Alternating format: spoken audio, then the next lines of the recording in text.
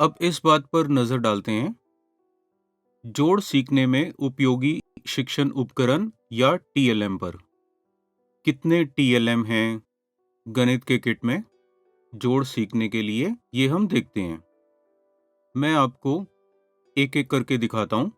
सबसे पहले ये वर्गाकार काउंटर्स हैं। ये अलग-अलग रंगों में हैं और कुल 50 काउंटर्स हैं। यानी कि आप दो भागों को जोड़ सकते हैं 50 को योग के रूप में प्राप्त करने के लिए, तो जोड़ कर सकते हैं 50 तक।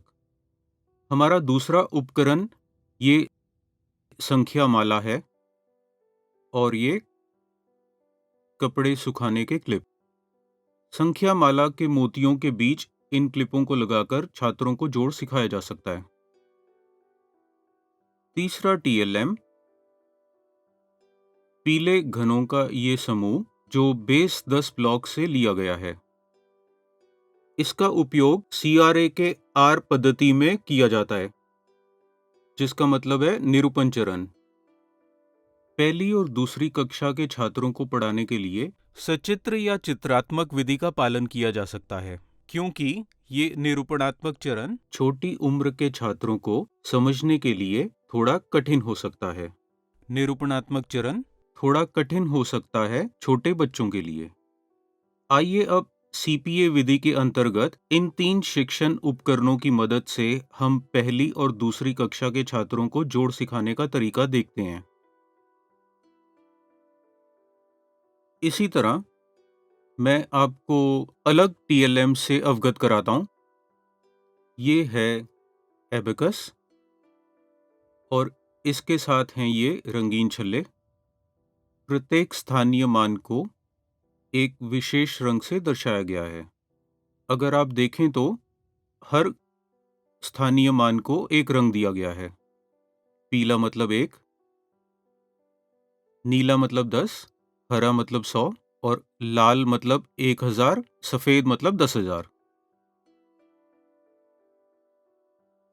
इसका उपयोग जोड़ के शिक्षण में किया जा सकता है। इसी तरह इन बेस 10 ब्लॉक्स का भी इस्तेमाल किया जा सकता है। इसमें नीली डंडी, पीले घन, हरी प्लेटें और एक ये लाल घन क्षेत्र शामिल है। इन सब का उपयोग जोड़ के शिक्षण में किया जा सकता है। अगला है खेल का नोट। यहाँ हमारे पास है 1 रुपये, 10 रुपये, 100 रुपये और 1000 रुपये। हम अन्य नोटों का उपयोग नहीं कर रहे, जैसे 20, 50, 500 या 2000। उन्हें इनमें शामिल नहीं किया जाएगा। दशमलव प्रणाली के अनुसार 1000, 100, 10 और 1 नोटों का उपयोग करेंगे। इन शिक्षण वस्तुओं के साथ एक चीज जो शिक्षकों को ध्यान रखनी है वो ये है कि जब ये टीएलएम तीसरी, चौथी और 5वीं कक्षा के छात्रों को बताते हैं तो इस बेस 10 ब्लॉक से पहले परिचित कराया जाए।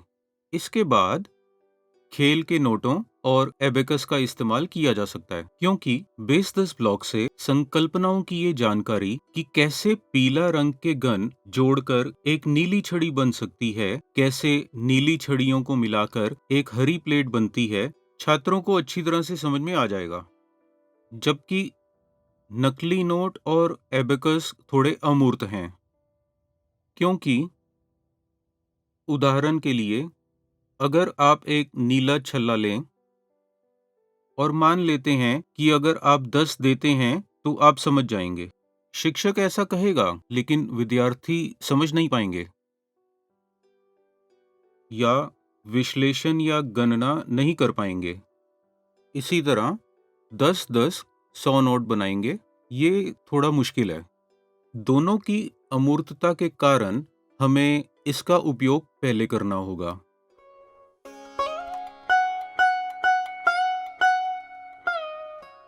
तो आइए पहले इन वर्गाकार काउंटर्स की सहायता से जोड़ना सीखें।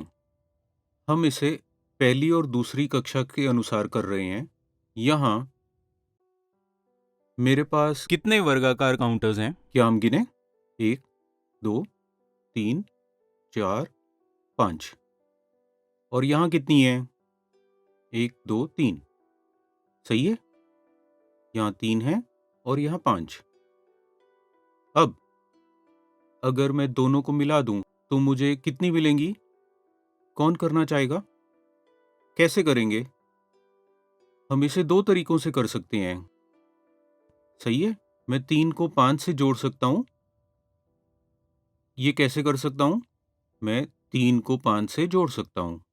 अब इसमें कितने हैं? क्या गिने? 1, 2, 3, 4, 5, 6, 7, 8। जब मैंने 3 को 5 से जोड़ा तो मुझे 8 मिला। अब हम इन्हें फिर से अलग करके किसी और तरीके से जोड़ते हैं। मैं इन 5 को 3 से जोड़ रहा हूँ। क्या आप समझे? जब मैं इन सभी को साथ रखता हूँ तो हमें कितने मिलते हैं? तो मैंने पहले क्या किया? मैंने 3 को 5 से जोड़ा और अब 5 को 3 से जोड़ा। तो हमें कितना मिला? 1, 2, 3, 4, 5, 6, 7, 8। हमें 5 और 3 जोड़कर भी 8 मिलता है और 3 और 5 जोड़कर भी। आइए अलग तरीके से देखते हैं। बच्चे जोड़ को कैसे समझेंगे और हम उन्हें कैसे सिखा सकते हैं अलग-अलग तरीकों के साथ। तो यहाँ मेरे पास 1, 2, 3, 4, 5 है। तुम्हारे पास कितने हैं? तो कुल कितना हुआ? क्या इस तरह से जोड़ना ठीक है? 1, 2, 3, 4, 5, 6, 7, 8। ये भी जोड़ ही है ना? मैंने क्या किया? मैं बस गिनती करता चला गया। यदि यहाँ 4 लोग होते तब मैं क्या कर सकता था? 4 लोग।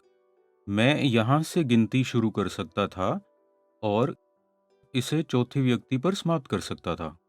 यानी जहाँ भी गिनती खत्म होती है वो योग होता है। हम इसे कुल योग, जोड़ या उत्तर कहते हैं, जो हमें संख्याओं को जोड़ने के बाद मिलता है। यानी जो उत्तर हमें मिलता है उसे योग कहते हैं।